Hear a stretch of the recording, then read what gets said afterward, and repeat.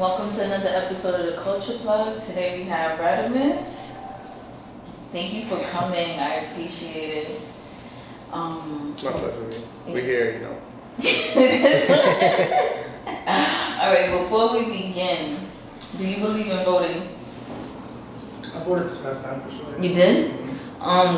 What's your opinions on like what's currently going on right now with like Georgia and Florida?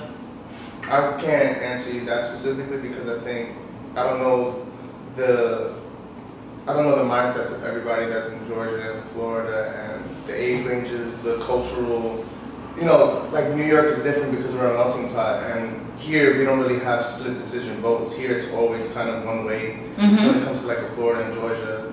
As much as I can say without being a politician is it just depends on the involvement of every age group, every kind of cultural background, and just making sure that everybody is motivated to stand up for what it is that they believe in and what it is that they want to see change, because in those states those votes actually matter much more than here. So I don't even have the proper scope to like sound professional. What you think? What you think about like what happened with like Georgia and Florida? How they like doing the recounting? And how, I mean, it makes sense for that reason. Like, that's why you have to mobilize, and it has to be an obvious change. You know what I mean? Like in those things. What you think? I don't really want to speak on it, to be honest. I honestly think like they was doing a lot. I in my opinion, I feel like both of those parties, in the Democratic Party in Florida and Georgia, won because they was even having Diddy. Like they was having. That was my first time going to the polls, and I never seen so much young people in my life. Yeah. Probably prior, the last time was for Obama. Right. Yeah. So all it like they was pulling wild cards. It was Diddy that was telling people to go vote. I don't know if Khaled was saying it, but everybody, all of them was like the entire community. Diddy was a wild card. Like you put Diddy did vote or die. Like when I was. Yeah, he did. But what's the last time he did that before? That's to like 2008. Well, that's because everybody didn't realize the significance of voting. You know what I mean? Like, it's like I really people feel are like so a lot caught of up people on like the boondocks. You know what I mean? Like, oh yeah, fuck voting, fuck government. It's like, yo, like at some point, like it's that I understand that, and I understand that there's gonna be things that you aren't in control of, but that's life in general. I'm not in control of getting hit by a car outside. I'm not in control of who stops me in the street. So it's like there's always gonna be things you're not in control of, but just be aware of the things that you are in control of. What are your opinions on the sentiment or the thought process of people saying that there's not enough, I guess you could say like black and brown people in Congress and in these positions? Well, we just changed that. Yeah, we just changed it. So a lot of people got elected. No, but I'm saying, but like, I guess up until that point, and when people used to say that, well, that was a fact. And I mean like, so that was, but do you feel like that's representative of all across the country, or just in terms of us changing now, is that just specific to Well, I Georgia? think at some point you have to understand that the kids become the adults. So now we're in the generation where, especially like when you're in your 20-somethings, like in the next 10, 15 years, the decisions that you're making now, you're going to be the adults who are running the world. You know what I mean? Like it's like Gil Scott-Heron's said all the time, like save the children. You know what I mean? Because eventually they become. So I just think it's important for people like my age, below and older, to just like, understand that power. So if you want to see representation, you have to go and you can't just talk about fuck voting when it's time to like elect a president. And I'm not politically savvy, and I'm not up to date onto everything, all the current events, but I am aware that it's the small things, lighting past polls. That's why you saw such a big turnout, because it was time to like actually be able to have representation on as full of a spectrum as possible. I agree. Do you feel like blacks and Latinos are moving in the right direction compared to a few years ago when like Obama was president? I feel like do you mean with voting, or like what do you mean in specifically? general, like as a culture, we're more aware. I mean, it's tough. I mean, the good part is that there's like virality when it comes to like certain content, but that normally just stays on the internet. It's like, and it doesn't last too long. Yeah. So I hope, but my thing was always like, I'm hyped when people are fake woke, then be fake gangster, then be fake drug dealers, then be fake drug addicts. Like at least you pretended to be something that's positive. So hopefully that inspires an actual birth of something actually, like in the as concrete as what you're pretending to be. So it's like if people are fake woke enough, at least the dialogue is. And now it's like you can focus on who's actually backing up their words or not, but at least this is the conversation. No, I agree. Yeah. Okay, what's your earliest rap memory? Like, how did this all come about? Like, what's your earliest memory of rap? Like me rapping, like when or you just falling in love with rap. Falling in love and wanting to rap.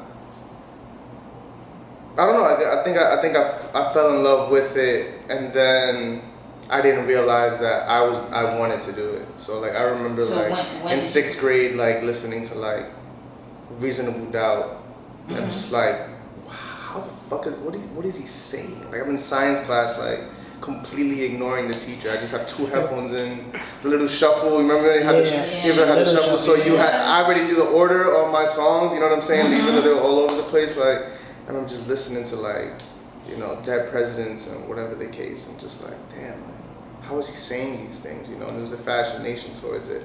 But then I think it's probably that summer, like the year after, I started rapping, like 6th grade summer, going to 7th grade, and I was just like, I didn't realize how voiceless I was before then. You know?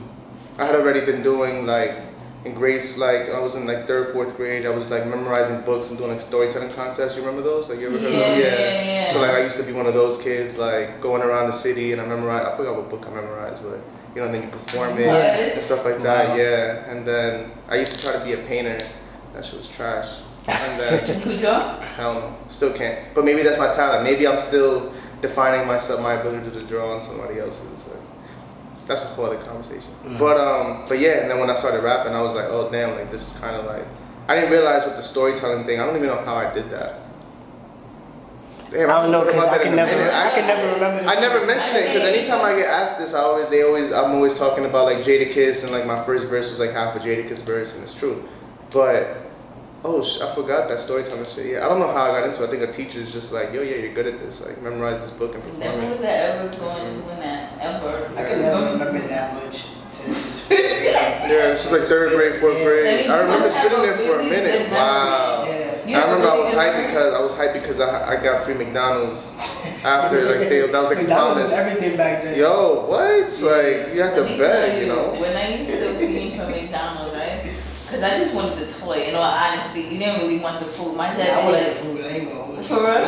I wanted the toy. My father used to be like, finish your food and then the toy. Yeah, that was the game. Yeah, finish your food and then the toy. I mean, I like the food too, but I was definitely trying to get that toy. Yeah, the toy. You didn't care about the toy, you wanted the food? I wanted the toy, I wanted the food. You wanted the whole experience. Yeah, I wanted the open. At a certain point, Happy Meals wasn't even cutting. I wanted a Big Mac at like 5. But wait. Did y'all fiend for that? What was that Inspector guy? With the pieces? You remember when he was tight, when you had the same pieces? Yeah, you were always tight when you got the repetitive toys. You tried to get them to change it. Your mother like, shut up. You know what I mean? Like, no, and you just stuck. Like, you didn't even waste money. You just wasted your enjoyment. You know what I mean? Like, you wasted your trip to McDonald's because you thought you were gonna get a new piece.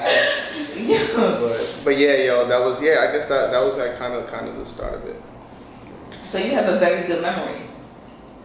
Yeah, I guess sometimes. Okay. I try to not forget. I think that's like always one of my biggest fears, like dying, like drowning and amnesia, and like completely like forgetting everything. Yeah. That's like 2 of my biggest fears. What kind of music was being played in your household? Non-hip hop. It's just like bachata, merengue, salsa, boleros, which are like ballads, like, you know, like big like opera-esque sounding shit from like Mexico and Spain and all of that kind of stuff. I mean, that's just what my parents listened to. You know, I mean, there were still random CDs that we would get because my pops owned a corner store, a deli. So you know, you work in the corner store. You go to corner stores are like barbershops. Like you can find anything on the street. Anybody who's selling anything goes to a corner store and tries to sell it. So we'd always end up with like random mixtapes, like, you know, just like different bands and just different artists. So like some hip hop would make its way in it. You know, like I had a Drew Hill album I would just play all the time. Like I know my family didn't buy it. It was just one of those many things that just ends up in my crib because my pops worked at the store. So what's your background ethnicity wise? Dominican. Okay, both parents? Yeah. Gotcha. How was it growing up in New York for you? Do you hate New York? Do you like New York? No, I mean. Do you think it's hard to handle? Cause overhearing the song "New York Don't Love You." Mm-hmm. Yeah. So what's your opinion? Yeah, I think when I wrote that, that was definitely a much more. That's a much different perspective on like where I'm from than it is now. You know, I think back then, I felt like there was a big like displacement and a disassociation between a lot of what's going on in the city and then what the city ends up like promoting and getting behind. But after a while, I got older, and then it's like that wasn't ever necessarily like environmentally. That was just kind of like socially. But then after a while, you're just like, I don't give a fuck about that shit anyway. Honestly, like it's about people who like actually listen to the music, actually know your words, actually stop you on the street, and have like the urge to fucking tell you that they fuck with you. You know what I mean? It's about them. So, but nah, I mean, I love growing up in New York. I think it just grounds you as a human being in ways that I feel like a lot of people who have had childhood somewhere else, I never really see the similarity or like the full complexity of it. You know, it's so different. Like it's like the danger aspect, the cultural melting pot aspect, everybody, any race, every race, even if it's just that one Irish kid in your class or that one Japanese kid in your class, like you're still introduced to it. You know what I mean? And exposed to it. So no, I love where I'm from. Did you grow up in the projects? Yeah. What's the lifestyle of that? Like growing up in the projects.